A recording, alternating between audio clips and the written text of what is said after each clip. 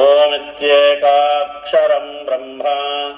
अग्निर्देवता ब्रह्म इत्यारुषम् गायत्रं छन्दं परमात्मं स्वरूपं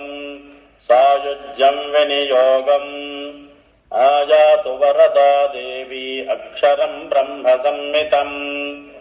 गायत्रीं छन्दसां मादेदं ब्रह्म जुषस्व मे यदह्नात् कुरुते पापं तदह्नात् प्रतिमुच्यते यद्रात्र्यात् कुरुते पापं तद्रात्र्यात् प्रतिमुच्यते सर्ववर्णे महादेवी संध्या विद्ये सरस्वती ओजोऽसि सहोऽसि बलमसि भ्राजोऽसि देवानां नामासि विश्वमसि विश्वायुः सर्वमसि सर्वायुरभि भूरों गायत्री मावाहयामि सावित्री मावाहयामि सरस्वती मावाहयामि छन्दऋषीणावाहयामि श्रियमावाहयामि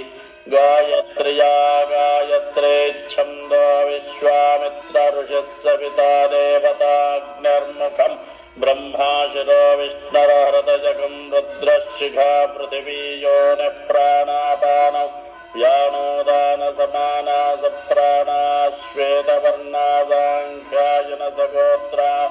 गायत्री चतुर्विंशत्यक्षरा त्रिपदा षट्कुक्षः पञ्च शेरषोपनयने विनियोग ॐ भूः ॐ भुवः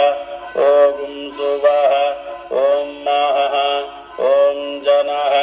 ॐ तपः ॐ सत्यम्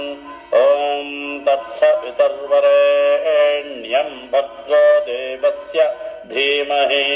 धियो यो नः प्रचोदयात् ओमापो